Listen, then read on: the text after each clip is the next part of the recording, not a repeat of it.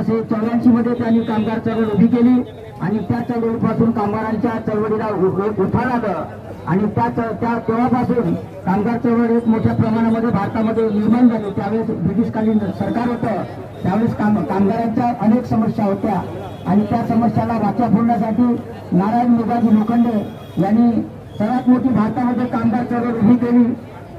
आणि आजच्या दिवशी जे आता नवीन निवडून आलेले खासदार, आपले लोकप्रिय खासदार श्रीमती प्रतिभाताई कानोरकर या आता कामगारांच्या तोंडाला भेट देणार आहेत आणि आपले हेमंत जोसेफ या ठिकाणी येत्या 11 दिवसापासून आमरण उपोषणाला बसले आहेत। तर सर्वप्रथम मित्र हेमंत जोसेफ यांच्यासाठी आपण एकदा टाळ्या वाजून त्याचं हे करावं, बरोबर व्हावं। चला, कामगार एकता, काय आवाजच नाही येत आहे, कामगार एकता जिंदाबाद, कामगार एकता जिंदाबाद। तर मित्रांनो, या ठिकाणी कामगार चळवळीच्या संदर्भामध्ये आपण जे काही या आंदोलनाच्या भूमिकेमध्ये आहो आणि आपलं कामगार चळवळ चालू आहे त्या ठिकाणी आपला आता मरावी साहेबांनी सांगितलं की बघा कामगार या ठिकाणी आंदोलनाच्या भूमिकेमध्ये अर्धे लोक जाऊन राहिले, अर्धे लोक येत आहेत। हे या लोकांमध्ये जागृती नसल्यामुळे आणि शासन आणि प्रशासन या ठिकाणी वेगळ्या भूमिकेत असल्यामुळे ते लोक जाऊन राहिले। तुम्हाला एक उदाहरण सांगतो, माणसाच्या मेंदूचे वजन 500 ग्रॅम आहे, माणसाच्या मेंदूचे वजन 500 ग्रॅम आणि कोंबडीच्या मेंदूचं वजन फक्त 20 ग्रॅम आहे। कोंबडीला दाणे टाका, ते तुमच्याकडे फसणार नाही। फसते का कोंबडी तुमच्या दाण्यामध्ये? फसते का कोंबडी? मग तुमचं 250 ग्रॅमचं वजनचा मेंदू तुमचं एवढं काम करत नाही आहे का? तुम्हाला त्यांनी एवढं फसवलं आहे का तुम्ही तिथे त्यांच्या कामावर जावं? साधं उदाहरण आहे। आणि दुसरं एक उदाहरण तुम्हाला सांगतो, पुराणीचा दांडा आहे, लाकडाचा दांडा असतो, पण ते पूर्ण जंगल साफ करत होते। म्हणजे याचं सांगायचं तात्पर्य असं की आपल्याच बिरादरीचे लोक आपलाच घात करत आहेत। वस्तुस्थिती अशी आहे, कारण कामगार हा कामगाराचा शत्रू बनत आहे आणि हे प्रशासन झगडे लावण्याचं काम करतं, आपल्यामध्ये भांडण लावण्याचं काम करतं कामगारामध्ये। त्याच्यामुळे या ज्या समस्या आहे समजून घेतल्या पाहिजे, कामगारांनी समजून घेतल्या पाहिजे।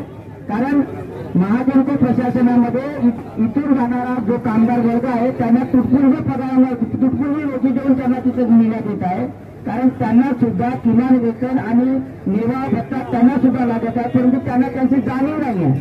त्यांना वाटतं की बा तुमचं आंदोलन आहे, तुम्ही युनियनचे लोक आहे, तुम्हाला पगार भेटते, आम्हाला पगार भेटत नाही। ही जागृतीच त्यांच्यामध्ये नाही आहे। कारण इथे जाणाऱ्या माणसाला जेव्हा आपला पडलेचा 1100 रुपये मिळतो तर तसंच त्यांना सुद्धा 1100 मिळायला पाहिजे, पण त्यांना जागृती नाही आहे। तर 500 रुपये 700 रुपये चालले आपला जीव धोक्यात घालून। वस्तुस्थिती आहे की नाही आहे? कारण सर्क्युलर आहे, त्याचं गव्हर्नमेंटचं सर्क्युलर आहे, महाजनचं सर्क्युलर आहे, सर्क्युलरमध्ये द्यायला पाहिजे त्यांना, परंतु ते त्यांना जागृत नाही आहे। त्याच्यामुळे ते लोक जाऊन झाले, जाऊ ते त्यांना जातील कारण ज्या दिवशी त्यांच्या पाणी येईल त्या दिवशी ते त्यांना सुद्धा ते करावं लागेल आणि ते सुद्धा ते तसे उपाशी मरतील। या ठिकाणी हेमराज जोसेफ, आपले हेमंत जोसेफ जे आहे हे यांच्या संदर्भामध्ये तातडीने सगळं 16,000 कर्मचाऱ्यांचं आंदोलन त्यांनी आपल्या डोक्यावर घेतला, त्यांना रोज घेतला आहे। पारसनाथ सतीश तायेजीच आपल्या कामगारांच्या उपोषणावर ते बसले आहे, भारतचे शेख म्हणून बसले आहे।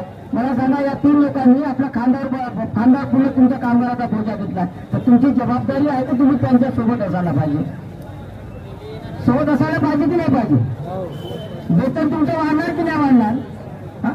भारताच्या संविधानाच्या आर्टिकल 39 मध्ये महिलांना त्यांचा जे मेंढ्याची लीव असते, म्हणजे गरोदर असताना त्यांना 3 महिन्याची रजा मंजूर केली बाबासाहेबांची पुण्य महिलांसाठी। पण माहित नाही आपल्याला, ते माहितच नाही ना। बाबासाहेबांनी सांगितलं पण माहित नाही, त्यांचा काय तिरस्कार करतात मला हेच कळत नाही। महिलांसाठी बाबासाहेबांनी एवढं काही केलं पण त्या महिलांनाच कळत नाही।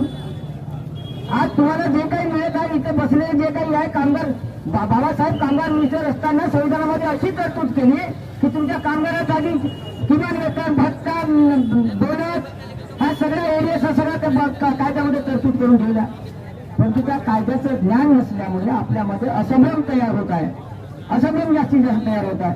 बाबासाहेबांना संविधान समितीमध्ये जाण्यासाठी जोगेंद्रनाथ मंडळींनी आपला जोगीनाथ मंडळींनी आपला खासदारकीचा राजीनामा दिला. हे तुम्हाला कल्पना असली पाहिजे. म्हणजे ते बंगाली समाजाचे आहेत, म्हणजे त्यांचे उपकार आमच्यावर असंख्य उपकार आहेत त्यांचे, आमच्यावरती असंख्य भारतावर उपकार आहेत त्यांचे. ही गोष्ट तुम्हाला केव्हा कळणार? जेव्हा तोपर्यंत तुम्हाला त्याची जाणीव नाही, अभ्यास नाही, कधी पुस्तक वाचलं नाही. त्याच्यामुळे तुम्हाला ज्या बाबासाहेबांना संविधान लिहिण्याचा मोका मिळत नव्हता, त्या मोक्यासाठी जोगेंद्रनाथ मंडळींनी आपला खासदारकीचा राजीनामा दिला आणि तेव्हा पण बाबासाहेब खासदार बनले आणि मग संविधान सभेमध्ये गेले. संविधान सभा आणि बाबासाहेबांची संविधान लिहिण्याची पाळी आली.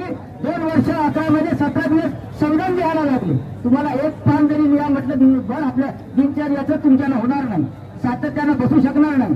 बाबासाहेबांना बीपी होती, बाबासाहेबांना अनेक रोगांनी ग्रासलं होतं शेवटच्या क्षणापर्यंत. तरी पण त्यांनी कधी काय ज्या भारतीय देशाच्या जनतेसाठी त्यांनी उपकार करून भारतीय संविधान आपल्याला दिलं आणि भारतीय संविधानानुसारच आपला या देश चालत आहे.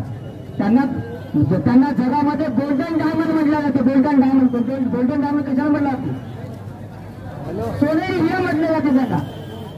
आणि त्या मोठ्या महापुरुषाचा त्याग समर्पण आपण या ठिकाणी आपण आपल्याला जे काही मिळते तुमच्यावरती बाबासाहेबांचे असंख्य उपकार आहेत, असंख्य उपकार आहेत. महात्मा ज्योतिबा फुलेंचे उपकार आहेत, छत्रपती शिवाजी महाराजांचे तुमच्यावर असंख्य उपकार आहेत. ते आम्ही फेडू शकत नाही. ही शृंखला आहे महापुरुषांची. ज्यांनी या देशामध्ये स्वतःचा त्याग केला ते महापुरुष झाले. काही असेच महापुरुष झाले तुमच्या आमच्या 2 मिनिटांनी चालले गेले. या सगळ्या चळवळीचा जर अभ्यास करायचा असेल आणि चळवळ जर समजून घ्यायची असेल तर कामगार चळवळ ही कामगाराच्या पद्धतीने आणि एकोप्याने चालली तर आपला विजय निश्चित आहे. शासन प्रशासन जागा झाल्याशिवाय राहणार नाही.